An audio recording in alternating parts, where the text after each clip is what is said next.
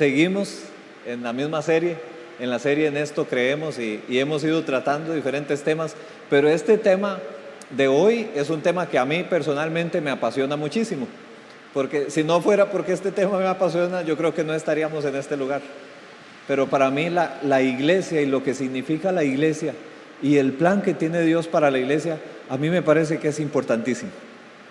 Y me parece que es importante, y por eso queremos tratar ese tema en esta tarde. Y me gustaría que me acompañen al libro de Juan, el capítulo 13. Y vamos a leer ahí solamente 2 versículos. Juan 13, del 34 al 35.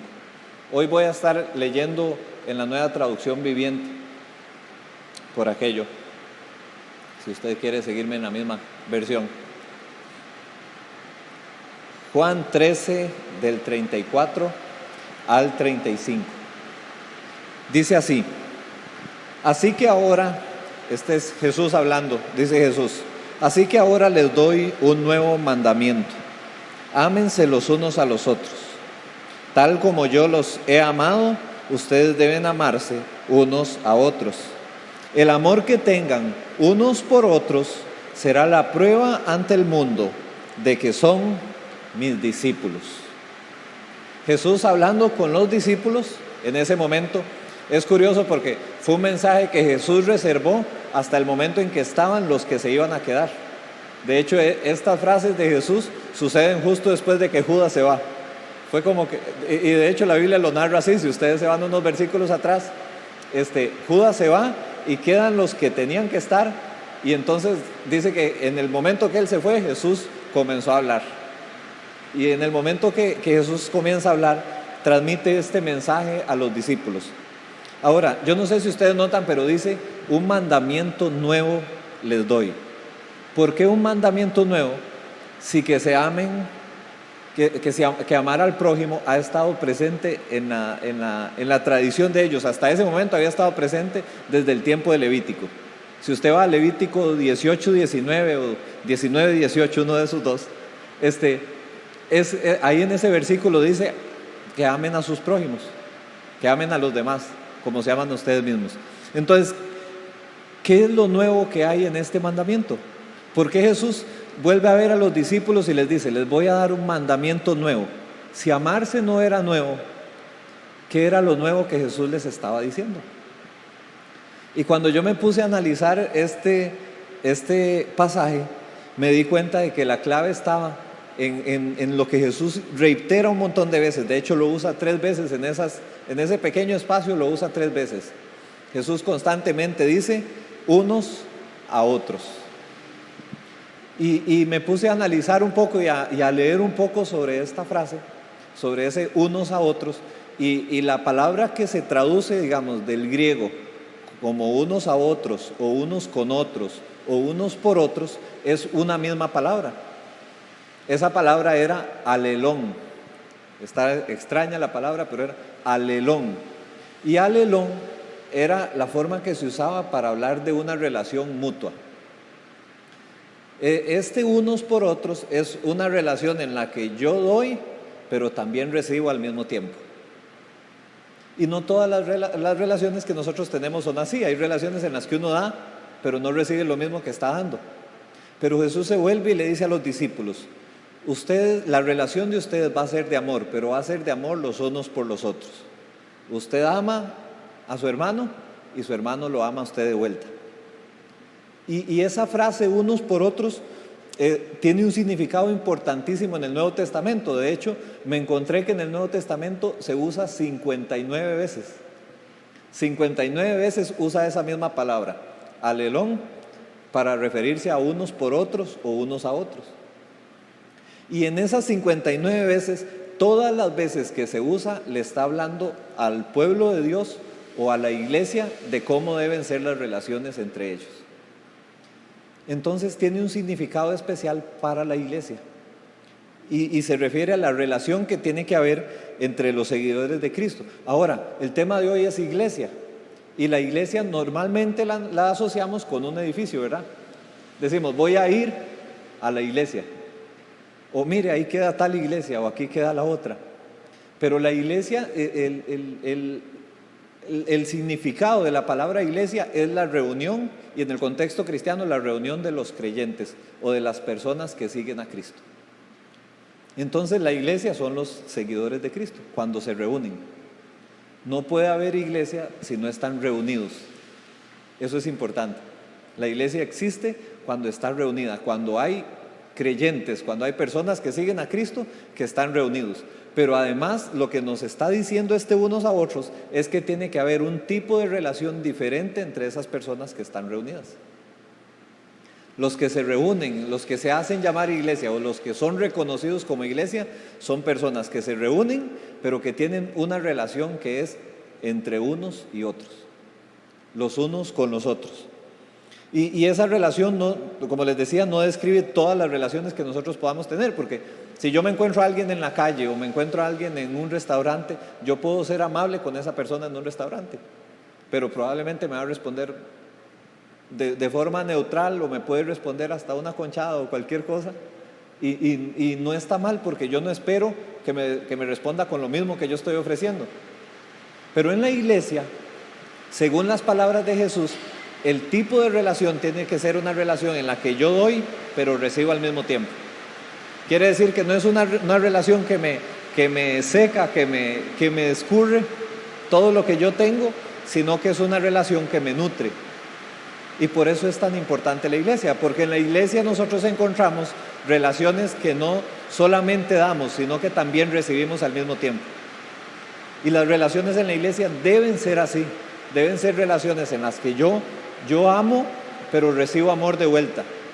Y mientras más estoy en esa relación, más crece mi fe, más crezco yo por dentro, más me formo, más aprendo. Ese es el tipo de relación que tiene que haber en la iglesia. Por eso es que es unos con otros. Es diferente de cualquier otra relación. Y un ejemplo de esto es, por ejemplo, Romanos 5:12.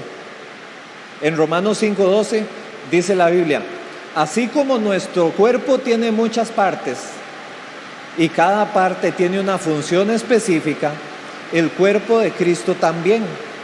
Nosotros somos las diversas partes de un solo cuerpo y nos pertenecemos unos a otros. Vean cómo lo dice Pablo. Ya no es Jesús el que está hablando, sino que es Pablo más adelante, que dice: la iglesia es el cuerpo de Cristo y todos somos parte de ese mismo cuerpo y todos nos pertenecemos unos a otros. Quiere decir que cuando nosotros formamos parte de la iglesia, es una unidad en la que lo que le pasa a uno me tiene que doler a mí. Y lo que a mí me alegra le tiene que alegrar también a los demás, porque nos pertenecemos. Pablo también decía, cuando una parte del cuerpo se duele, cuando le duele a una parte, las otras partes también tienen que dolerse con eso, porque ese es el tipo de relación que tiene que haber dentro de la iglesia.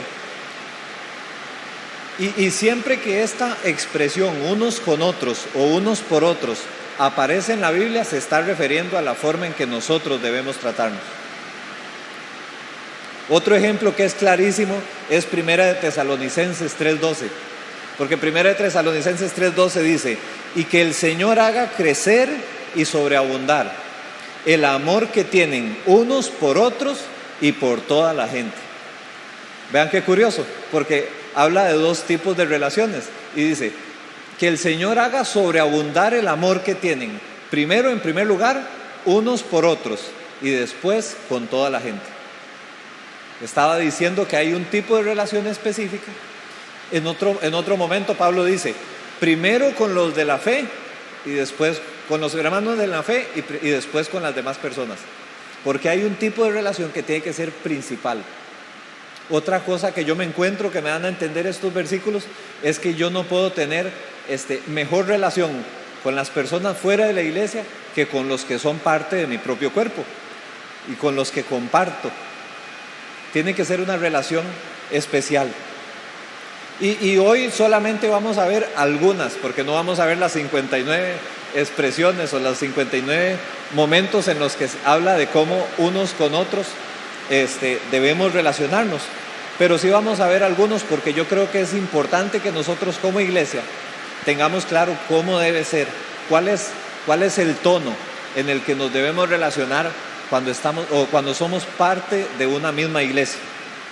Y a mi forma de ver las cosas, yo creo que solo cuando nos tratamos como la Biblia dice que nos debemos tratar, es posible ser testigos de Cristo. Y solo cuando nosotros como iglesia nos tratamos como la Biblia dice que nos debemos tratar, nos convertimos en sal y luz para el mundo.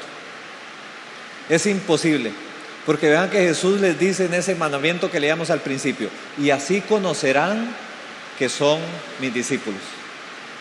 Si no hay amor unos por otros, ¿cómo van a conocer que son mis discípulos? Si ustedes no reflejan la forma que yo tengo de relacionarme con los demás, ¿cómo van a darse cuenta de que tienen algo distinto, de que son mis discípulos? Y yo creo que el punto central de todo esto es precisamente ese mismo nuevo mandamiento que Jesús ofrece. Porque Jesús dice que se amen unos a otros. Y esa expresión, ámense unos a otros, aparece en el Nuevo Testamento 16 veces. 16 veces la Biblia dice, ámense, del verbo que usara para ámense, alelón. O sea, ámense unos a otros. Y esa es la clave de todo. Yo me encuentro que cuando nosotros amamos, ese amor que nosotros tenemos es evidente de dos formas. El amor, cuando nosotros amamos a alguien, y usted lo puede analizar en las relaciones con las personas que usted ama, cuando uno ama a alguien, ese amor es evidente. No hay forma de amar sin que sea evidente. Y esa muestra del amor es, en primer lugar, una actitud de servicio, y en segundo lugar, una preocupación por el bienestar del otro. Cuando nosotros amamos a alguien, lo demostramos porque tenemos una actitud de servicio con esa persona, y además tenemos una preocupación porque esa persona esté bien, por el bienestar de esa persona. A mí me llama la atención porque un escritor de los tiempos bíblicos, pero que no está en la Biblia, que se llamaba Tertuliano, decía que siempre la expresión de las personas inconversas o de los de afuera, inconverso es una forma de hablar de los que no son parte de la iglesia, pero él decía, la expresión, los que están afuera de la iglesia, cuando ven a la iglesia, la expresión que siempre tenían era: miren cómo se aman. Miren cómo se aman.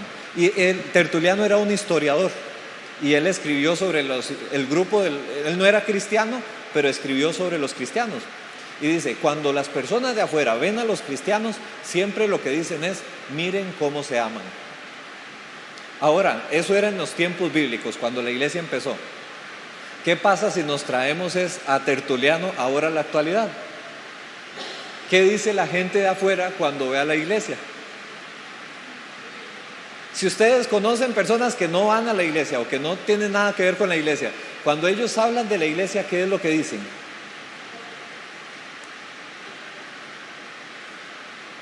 Yo casi estoy seguro de que cuesta mucho que las personas de afuera lo que digan es: mire cómo se aman en esa iglesia. ¿Por qué? Porque la iglesia ha estado entretenida en otras cosas y se ha olvidado que la relación principal es amarse unos a otros. Y que si no se aman unos a otros, no son iglesia. Si nosotros no somos capaces de amarnos entre nosotros, no somos iglesia. Y es importante que nos demos cuenta de eso en esta tarde. La característica más evidente para las personas de afuera tiene que ser el amor que hay en la iglesia. Y una iglesia llena de amor es una iglesia irresistible para las demás personas. Si usted sabe que hay amor en la iglesia, es un lugar donde usted quiere estar. ¿Por qué? Porque ya vamos a ir viendo también cómo se muestra ese amor. Sabemos que se muestra de estas dos maneras, con actitud de servicio y con preocupación por el bienestar de los otros. Pero hay un ingrediente también especial que le pone Jesús a esto, que dice: así como yo los he amado. Dice, que se amen unos a otros, así como yo los he amado. Y ahí sí nos pone un estándar altísimo, ¿verdad? Porque ¿quién es capaz de amar como Jesús amó? Dice la Biblia también, no hay mayor amor que este, el que da la vida por sus amigos. Y Jesús eso precisamente fue lo que hizo. Él fue la expresión más alta de amor. Pero Jesús dice, en ese momento Jesús no había muerto todavía, pero le estaba dando a entender a los discípulos, todo lo que yo sea capaz de hacer, ustedes tienen que ser capaces de hacerlo por amor. Y eso es un estándar bastante alto. Ahora, para el mundo el amor es distinto. Para el mundo yo amo siempre y cuando esa relación me haga feliz, ¿verdad? Y es lo que nos enseñan en todo lado. Cualquier mañana usted enciende buen día y eso es de lo que le hablan. Podemos ser buenos y con las otras personas y podemos estar en relaciones con otras personas hasta que nos mantengan felices. Pero si no somos felices en cualquier relación, la acabamos, ¿verdad? ¿Qué tal si Jesús amara de esa manera?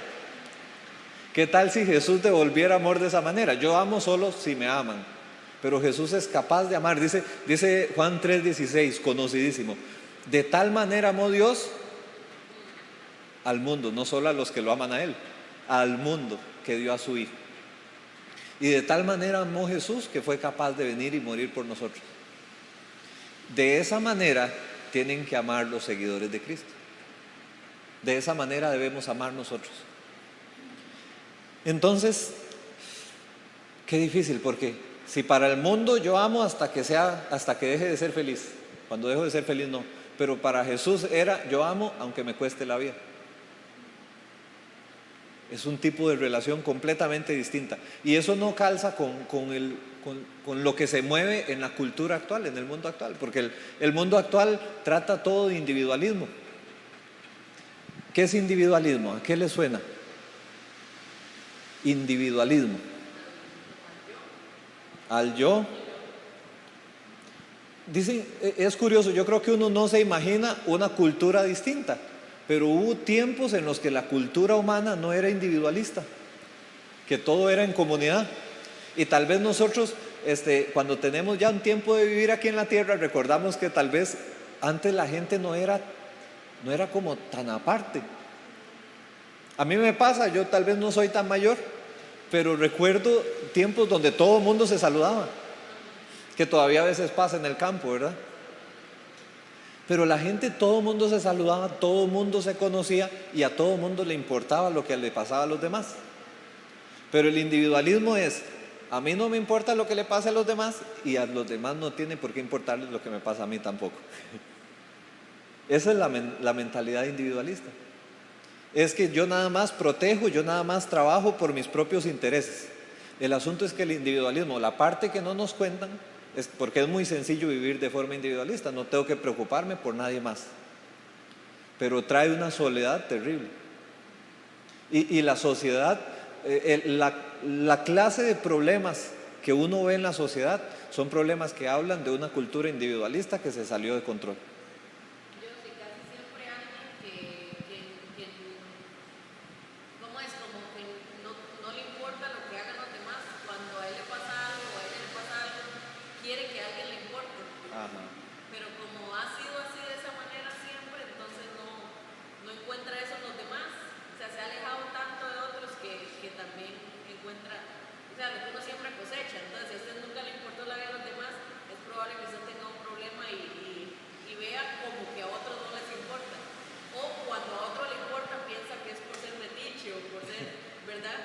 Sí, entonces como que no hay forma y pienso que por eso se da tanto la depresión y tanto la ansiedad y todo eso, porque tal vez hemos sembrado mal, hemos hecho las cosas mal. Y hemos trabajado, y creyendo que eso está bien, hemos trabajado para vivir la vida solos, aislados. Y lo que yo me encuentro en la Biblia es que no estamos diseñados para eso.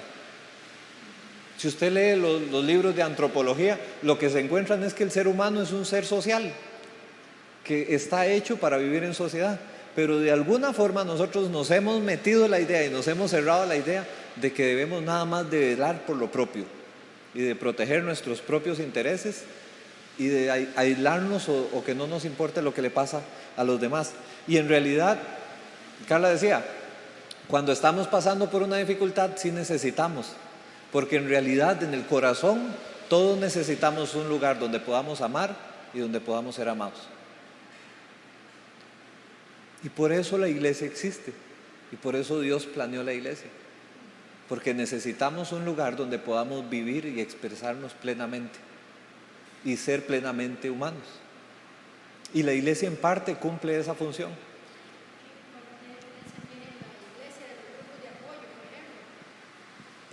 La iglesia de los grupos de apoyo es esa unión. La iglesia es distinta de cualquier otro grupo porque la iglesia tiene ese estándar alto de que es como Cristo amó, un amor desinteresado. Y además que cuando yo doy, también recibo.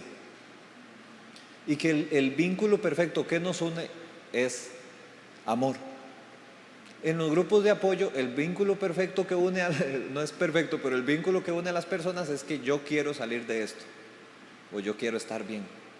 Y uno encuentra mucha gente que llega a la iglesia con esa idea, ¿verdad? Llego a la iglesia porque necesito estar bien, porque estoy mal. Pero lo que se encuentran dentro de la iglesia, porque si no, sería como ir a una consulta de cualquier cosa. Voy a una consulta hasta que estoy bien, pero nadie va al médico por deporte, ¿verdad? Si usted tiene una mano quebrada, va y está yendo al médico hasta que la mano está bien, pero cuando está bien deja de ir. Cuando una persona está en un grupo de apoyo, está en el grupo de apoyo hasta que sale de la situación en la que está. Pero ¿qué hace que las personas se mantengan unidas? El amor. Y muchos llegan a la iglesia buscando otra cosa, pero encuentran amor. O esto sería lo ideal, ¿verdad? Que vengan los cansados y cargados, pero lo que encuentren cuando llegan a la iglesia es el amor. Hay un escritor que decía, y Olguita lo debe conocer, el amor es el que cierra la puerta de atrás. Cuando las personas llegan a la iglesia, llegan por la puerta de adelante, ¿verdad? Pero el amor es el que cierra la puerta de atrás, porque mucha gente llega a la iglesia y a como llega, sale. Llegan un domingo y salen por detrás. Y están un tiempo y participan un tiempo, pero después se van, porque no encuentran amor en la iglesia. El amor es la característica más evidente, es el ingrediente diferente de cualquier otra relación que está presente en la iglesia y que tiene que estar presente dentro de la iglesia. Y yo quiero que prestemos atención a esas dos evidencias de amor, o esas dos formas de evidenciar el amor, que están reflejadas precisamente en todas esas frases de unos a otros que hay en el Nuevo Testamento. ¿Cuáles eran las dos evidencias, las dos formas de evidenciar el amor o de mostrar el amor? Las dijimos hace un momento. La primera era actitud de servicio y la segunda, preocupación por el bienestar. Preocupación por el bienestar del otro. Esas son las dos formas en que yo demuestro el amor. Y vean cómo se ve reflejado. De hecho, lo que voy a hacer es más que todo leer, porque si me pongo a comentar estos versículos, de cada versículo de eso se puede sacar un mensaje perfectamente. Entonces voy a leer nada más algunos ejemplos. Y en primer lugar, yo quiero que veamos qué dice la Biblia sobre la actitud de servicio. ¿Cómo es que yo muestro una actitud de servicio unos a otros? Y el primer ejemplo está en Efesios 4:2. Efesios 4:2 dice esto: sean siempre humildes y amables, sean pacientes unos con otros y tolérense las faltas por amor. Vean lo que dice. Tal vez voy a irles leyendo y les prestamos atención a lo que nos está diciendo y dejamos que estas mismas frases, que estos mismos versículos bíblicos hablen a nuestro corazón. Dice primero: sean siempre humildes y amables, sean pacientes unos con otros y tolérense las faltas por amor. Y más adelante en el último versículo de ese capítulo, en el 32, dice: sean amables unos con otros, sean de buen corazón y perdónense unos a otros, tal como Dios los ha perdonado a ustedes por medio de Cristo. Ahora les devuelvo la pregunta, y yo creo que es la pregunta que hay que estarnos devolviendo cada vez que leemos esto. vemos eso en la iglesia. Cuando vemos estas características, todo lo que es unos con otros es dentro de la iglesia, entre los seguidores de Cristo. Somos siempre humildes y amables y pacientes y toleramos las faltas de los otros.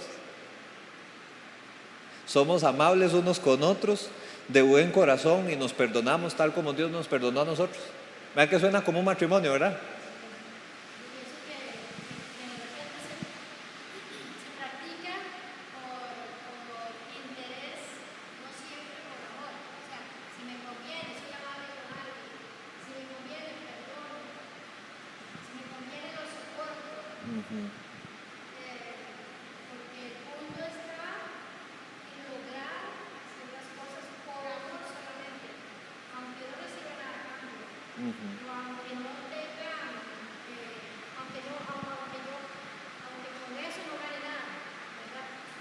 Que esa es la actitud de Cristo. Aunque con esto yo no gane nada, lo voy a hacer. Aunque no reciba de vuelta, lo voy a hacer. Voy a dar. Y no es solamente, y estos versículos no los leo solo para que digamos, uy, no, la iglesia no tiene nada que ver con esto. Es para que nosotros nos preocupemos y digamos, ¿cómo hacemos para mostrar eso nosotros? ¿Y cómo hacemos para mostrar eso nosotros? En primer lugar, los unos con los otros, los que estamos acá. Porque para nosotros, iglesia hay una sola y es mundial. Y Cristo viene por una sola iglesia. Pero también iglesia es el grupo local en el que estamos. ¿Cómo hacemos para reflejar amor entre nosotros? Para reflejar perdón, para reflejar aceptación. Sigue diciendo Romanos 15:7. Dice, acéptense unos a otros, tal como Cristo los aceptó a ustedes. Vean que siempre está el ejemplo de que Cristo lo hizo primero y después nosotros tenemos que hacerlo. Y qué curioso como esas palabras siempre están, las usaba Jesús, las usaban diferentes escritores y siempre estaban juntas. Unos a otros como Cristo. Ese es el tono de la relación y de la relación de la actitud de servicio de la que estamos hablando. Porque vean que todo esto es una actitud. El aceptar a otras personas es una actitud que yo tengo de aceptación, de que no importa cómo son. Si para Cristo no importa cómo son las otras personas, ¿por qué debiera importarme a mí?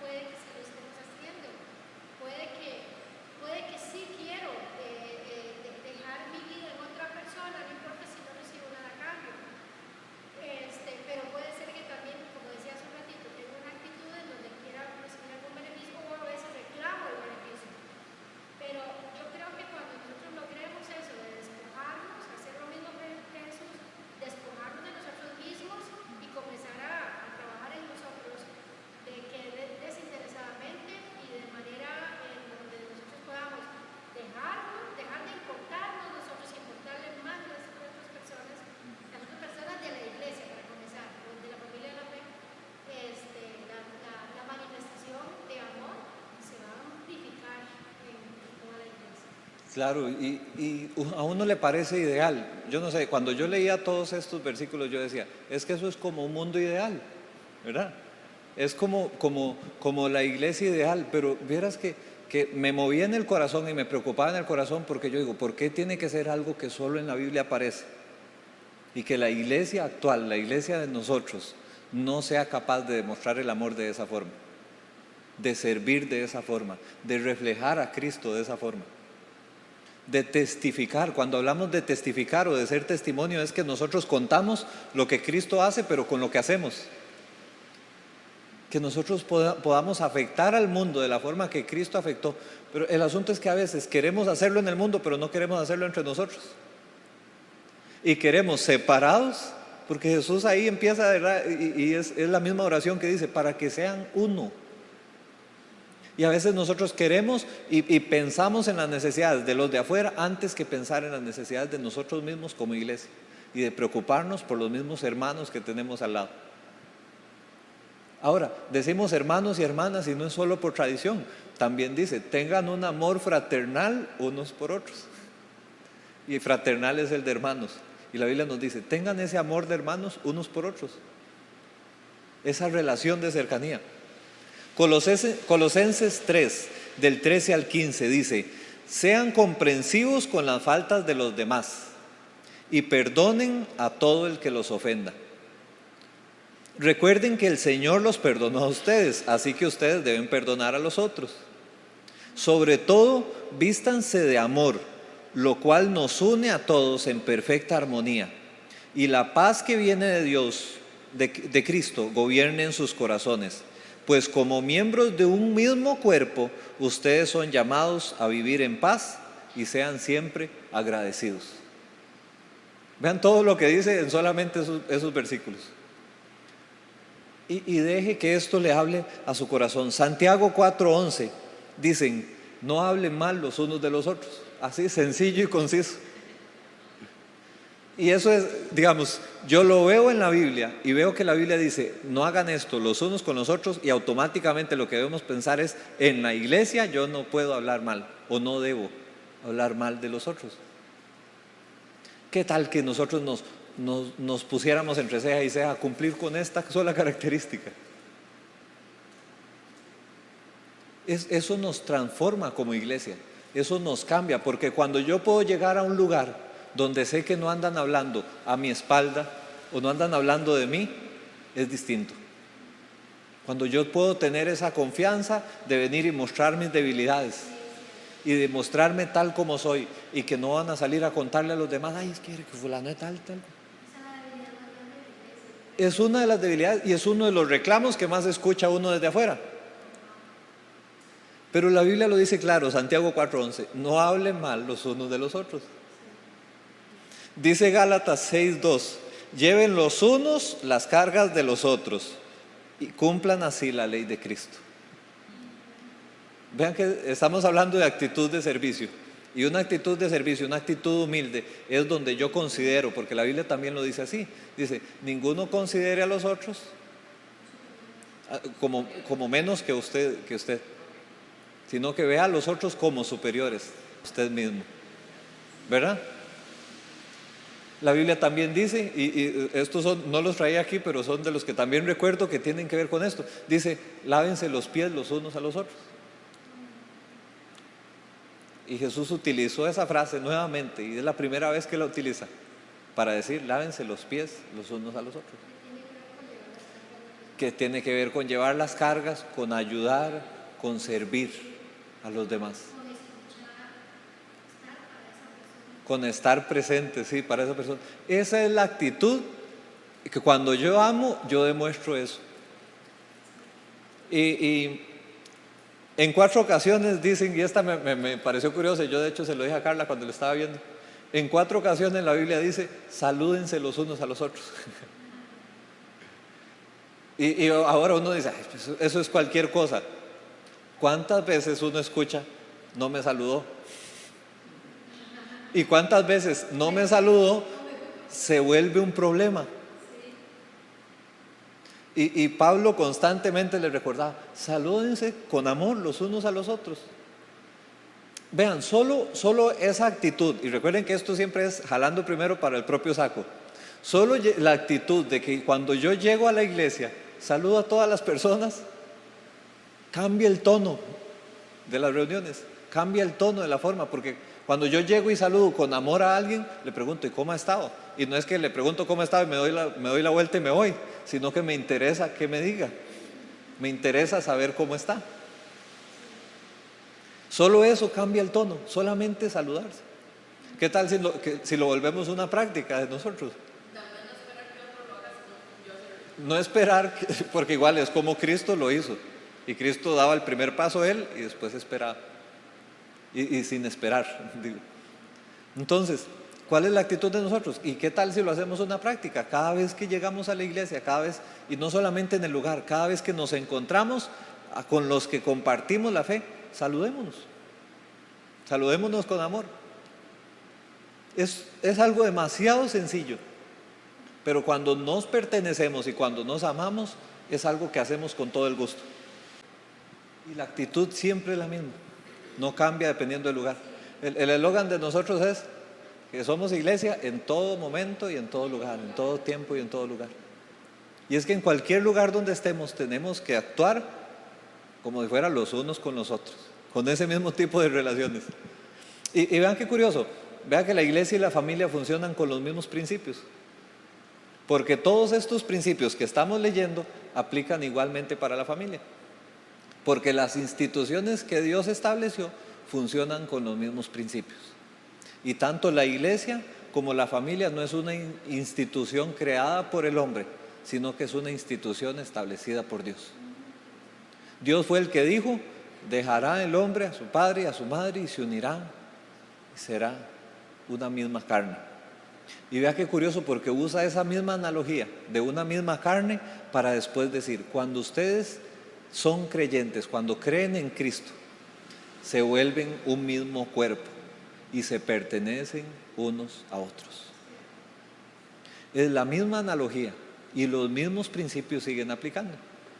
Cuando usted en una familia se ama, usted tiene esas mismas dos características. Tiene una actitud de servicio y una preocupación por el bienestar de los otros. Es la forma evidente y es la forma en que la Biblia describe eso. Funciona con los mismos principios. Si nosotros tenemos esa actitud, la iglesia se vuelve un lugar seguro para las demás personas. Comienza a volverse irresistible, lo que les decía. Comienza a volverse irresistible porque ¿quién no quiere estar en un lugar donde lo acepten, donde lo perdonen, donde lo ayuden, donde le sirvan, donde lo amen?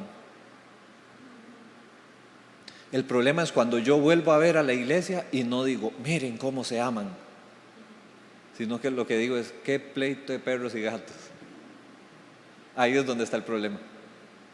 Y eso es lo que le ha quitado a la iglesia el protagonismo y el papel que tiene de ser luz y de ser sal en esta tierra. Sí es, digamos, lo que siente desde afuera respecto a la iglesia, pero o sea, cómo trata la iglesia a él, pero es más admirada de cómo percibo que se tratan entre ellos. Es como cualquier otro tipo de relación. Una cosa es lo que usted dice y otra cosa es lo que hace. Y las personas normalmente escuchan, pero no le prestan tanta atención a lo que usted dice, sino que ven lo que usted hace. Porque yo puedo decir: ay, es que yo amo y es que tal cosa, pero si tengo una actitud fea y si no demuestro estas actitudes con lo que yo hago, es como nada. Ahora, cuando la gente ve la iglesia, probablemente escuchan un mensaje y el mensaje, las palabras que salen son palabras de amor y de aceptación. Pero las miradas que se encuentran en la iglesia y las actitudes que se encuentran en la iglesia no son de aceptación ni de amor. ¿Qué es más importante? Imagíneselo usted con una relación con otra persona. A usted no le interesa que le hable bonito si después le va a pegar. De nada vale. El afecto, el amor tiene que ser demostrado. Que el versículo ese que dice que si puedo tener estos dones, si puedo tener esto y hablar en lenguas y hacer todo, resucitar muertos, no sé, ¿verdad? Puede hacer cualquier cosa, dice, pero si no tengo amor, yo nada soy, ¿verdad? Y tal vez como iglesia nos hemos equivocado a fomentar más ministerios o que haga esto, que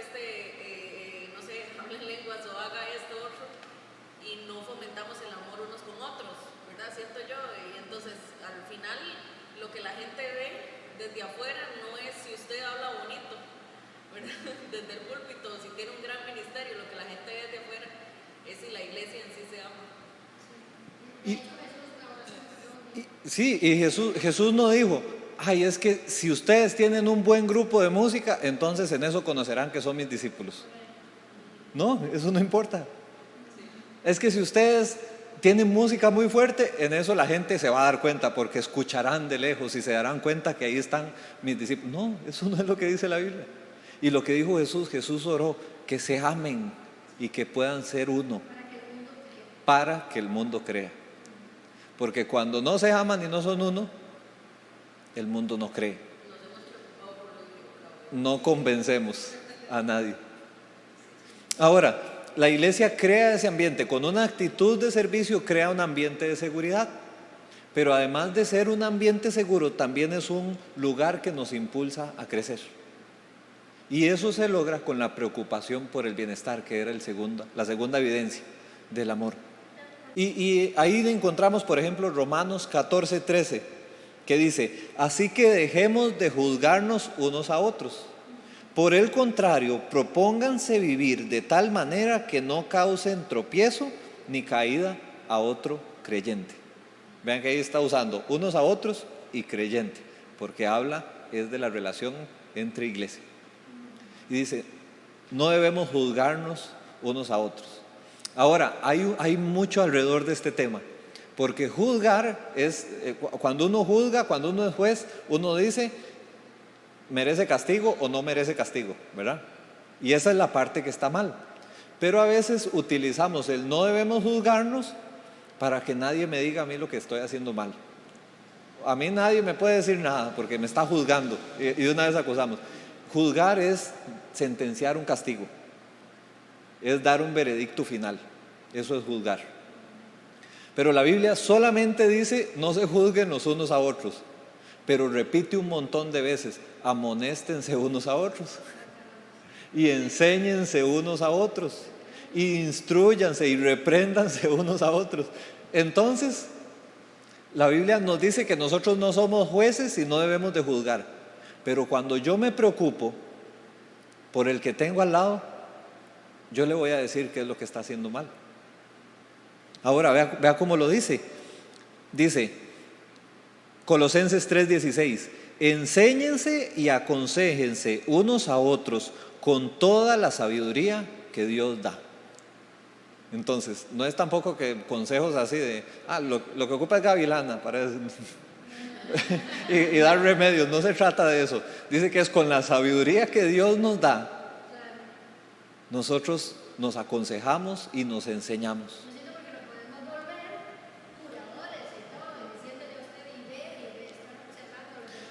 Y no es tampoco la posición que debemos tener. La posición es de ayudar al que necesita ayuda y de ayudar con sabiduría. Dice 1 Tesalonicenses 5:11, así que aliéntense, dense ánimo y edifíquense. ¿Qué es edificarse?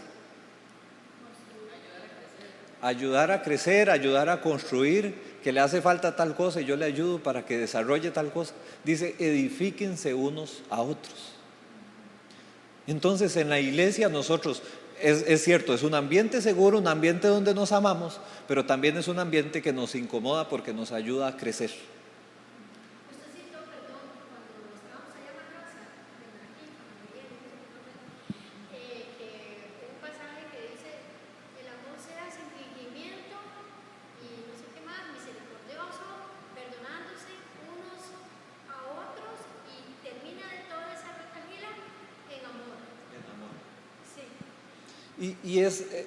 Si no es con amor, tampoco estas cosas no funcionan. Por eso amor es lo más básico. Y ahora, yo puedo asumir una función, y igual lo vemos desde afuera, los padres con los hijos, un padre con un hijo, porque la familia es una analogía, ¿verdad?, de lo que tiene que ser la iglesia.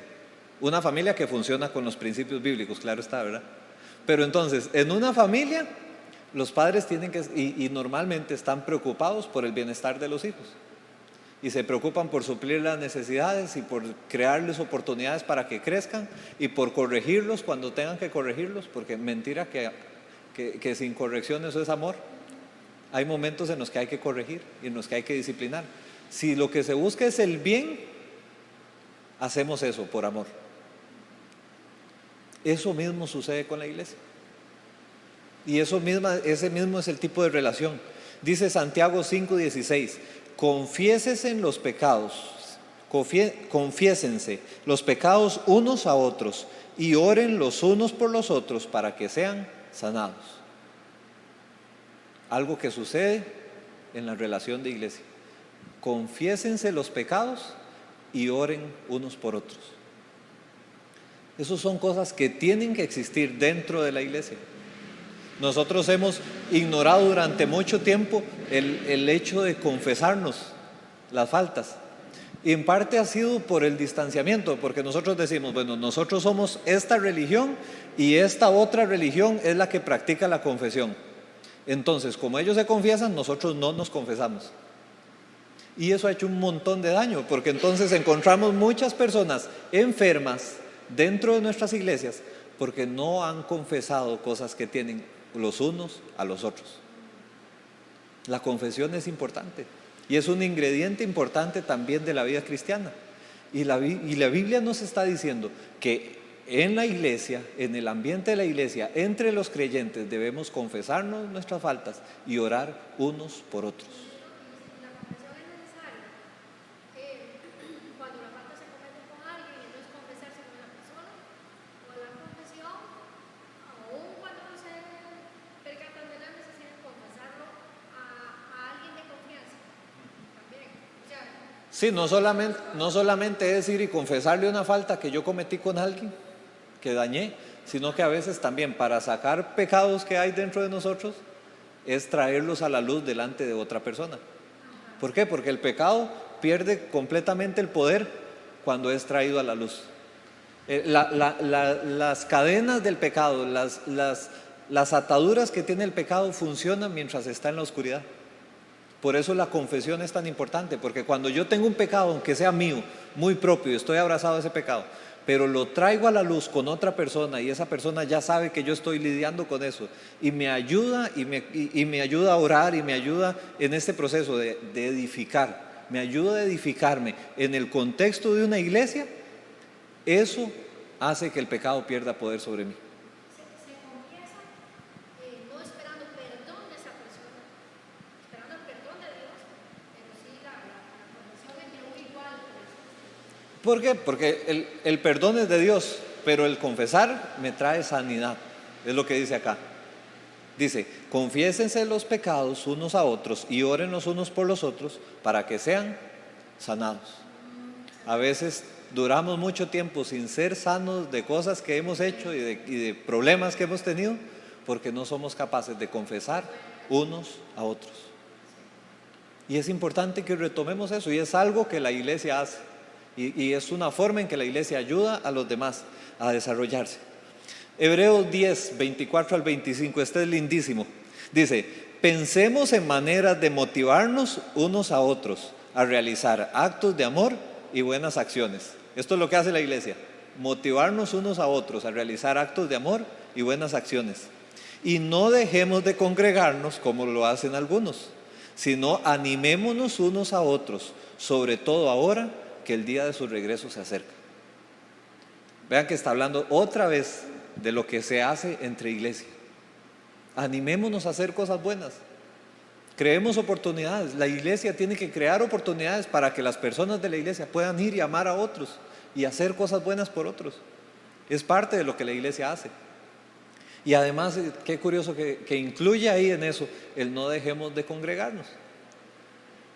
Porque es importante el estar unos con otros para poder amar. A distancia, yo creo que la iglesia no funciona a distancia. Y yo sé que tal vez con lo de la virtualidad y los mensajes y que podemos verlos en YouTube y todo ese asunto, es fácil distanciarse. Pero el asunto es que se vuelve un asunto individualista y mi fe se vuelve individualista. Y la iglesia no es individualista y no funciona de forma individualista. La iglesia funciona en comunión. Si yo no tengo alguien con quien hablar, con quien compartir sus cargas y a quien ayudarle a compartir sus cargas, si no tengo alguien a quien perdonar porque me ofende, pero alguien también a quien amar y alguien a quien saludar, si yo no tengo eso, es muy difícil que pueda ser iglesia, ser parte de la iglesia. Cuando hay personas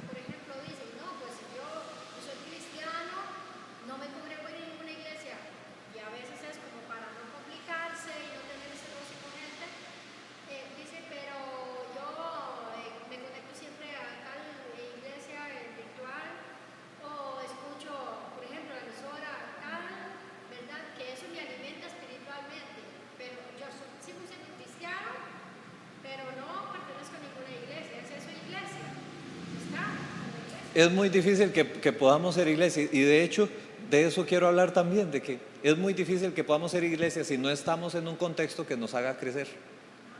Hay un pasaje que es muy interesante porque dice que el hierro con hierro se afila.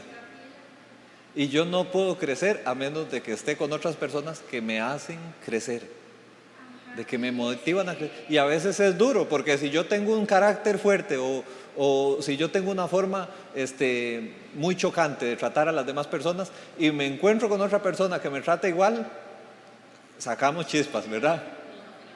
Pero cuando uno permanece en la iglesia, que si yo llego y digo, ay no, con esa persona no me llevo, me voy, dejo de venir a la iglesia, ¿en qué momento va a salir el filo? Si de una vez me retiro. Pero ese interactuar con las personas de la iglesia es el que nos va probando y nos va perfeccionando y nos va ayudando a crecer y aprendiendo a ser como Cristo.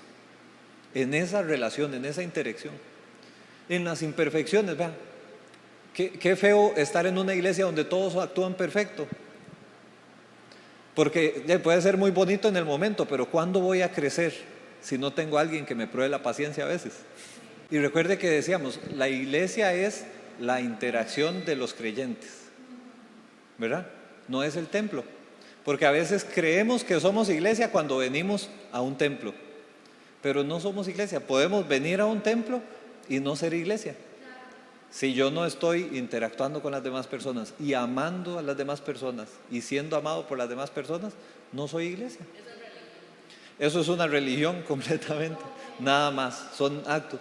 Y es lo mismo que estar viéndolo sentado en pijama en la casa, sentado en la cama. Y no nos hace crecer. Ahora, ¿por qué yo digo que la iglesia me apasiona tanto? Porque la iglesia es el plan de Dios para reconciliar al mundo. Y la iglesia funcionando como debe funcionar es la forma en que Dios le muestra su amor al mundo. La forma en que Dios le muestra su amor a los que están afuera. Y no puede haber cristianos que no pertenezcan a una iglesia. ¿Por qué? Porque decía, la marca de los seguidores era el amor los unos por los otros. Y si yo no puedo amar unos por otros, no soy seguidor de Cristo. Si yo no estoy en una relación donde amo y donde me aman y donde soy parte de la iglesia, no puedo ser seguidor de Cristo, porque Jesús dijo, en esto conocerán que son mis discípulos, cuando se amen los unos a los otros. Y yo quisiera pensar que es posible, pero difícilmente uno sentado solo en la casa puede amar a otras personas y estar en esa interacción. Podemos tener sentimientos, pero ¿cómo lo demuestro? ¿Cómo hago evidente el amor si no tengo una actitud de servicio con las otras personas? Cuesta mucho. Sin los otros yo no puedo cumplir lo que Cristo y poner en práctica lo que Cristo nos enseñó. Entonces necesito de las otras personas, necesito de la iglesia para crecer y para desarrollar mi fe. Yo no sé, tal vez si ustedes lo han escuchado, pero la misión de esta iglesia es amar, servir y enseñar como Jesús nos encomendó. Así sencilla. Amar, servir y enseñar. Y lo hicimos sin haber pensado en este mensaje. Pero vean cómo calza, es que yo amo, yo sirvo a los demás y yo enseño. Pero lo que es esto que hemos estado hablando hoy, a lo que nos llama la atención es que antes de pensar en hacerlo con los de afuera, debemos de cumplirlo con los de adentro. Antes de yo querer ir a amar a otros que están afuera, primero amémonos nosotros. Antes de servirle a los demás y de pensar en formas de servirle a los demás, ¿qué tal si mostramos una actitud de servicio entre nosotros? Si nos enseñamos, si nos ayudamos a crecer entre nosotros. No todo grupo que se reúne es una iglesia. También, porque es la reunión de los creyentes, de los que viven conforme a estos principios. Y no todo grupo que se reúna es una iglesia. Y es importante que nosotros sepamos que estamos en una iglesia, que somos parte del cuerpo de Cristo, de un lugar donde se pone en práctica lo que Cristo nos enseñó y donde lo vivimos también. Y yo creo que viendo este tema y tratando este tema, lo principal y lo que es obligatorio es ver hacia nosotros mismos, ver hacia adentro. Porque podríamos empezar a hablar de otros grupos o de otras iglesias, o de lo que pasa en la casa del vecino, de lo que pasa en tal familia, y sacar las cosas del sentido que tienen. Pero lo primero que nosotros debemos hacer es mirar hacia nosotros mismos y analizar si el amor de Cristo es evidente en nuestra forma de relacionarnos con los demás en la iglesia. En las relaciones que nosotros tenemos en la iglesia, es evidente con actitudes de servicio y con preocupación por el bienestar del otro, es evidente que los amamos. Y tomemos eso como punto de partida para decir, bueno, necesitamos eso. Necesitamos eso dentro de la iglesia y fuera de ella. Como decía Tesalonicenses, los unos con los otros y con los demás. Pero en primer lugar, los unos con los otros. Esa es la primera obligación que nosotros tenemos.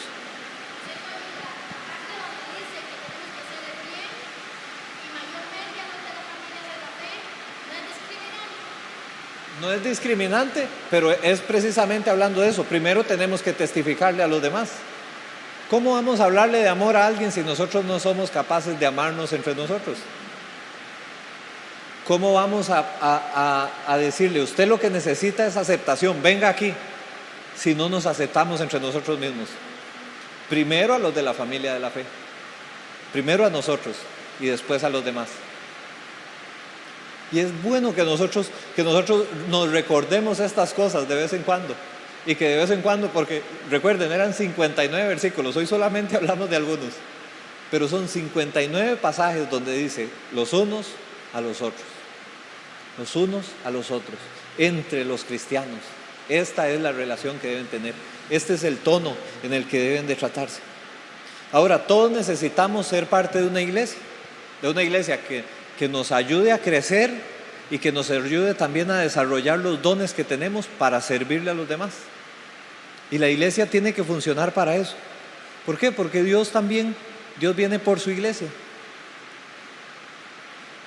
Y Dios viene por una sola iglesia. Y una sola iglesia que vive bajo sus principios. Y lo más importante es que nosotros sepamos que somos parte de esa iglesia. Que nosotros nos sintamos parte de esa iglesia, que cumplamos con esa manera en que una iglesia se relaciona, se desarrolla, y en la manera en que crece. Y yo creo que lo que podemos hacer hoy tal vez, y quiero que tomemos un tiempo nada más y cerremos con esto, es pedirle a Dios que nos ayude a ser un reflejo de su amor. Como iglesia, entre nosotros, en la familia, en donde estemos, pero en primer lugar con los hermanos en la fe. Pidámosle a Dios que nos ayude y quiero que oremos hoy y que le pidamos a Dios ayuda, que nos ayude a ser reflejo de su amor, que nos ayude a relacionarnos con actitud de servicio y con preocupación por el bienestar de los demás. Que todo eso que Dios diseñó la iglesia para que fuera, yo pueda cumplirlo, porque yo necesito ser iglesia. Yo necesito ser ese que Cristo viene a buscar. Yo necesito ser parte de ese cuerpo que le da gloria a Dios y que hace lo que Dios quiere que haga aquí en la tierra. Que testifica como tiene que testificar. Que actúa como tiene que actuar. Que cumple con la voluntad de Dios. Porque al final, si Cristo es nuestra cabeza, la voluntad de Cristo, ¿quién la ejecuta? Su cuerpo. Y nosotros, cuando somos iglesia, cuando nos pertenecemos los unos a los otros, somos el cuerpo de Cristo y ejecutamos la voluntad de Cristo aquí en la tierra.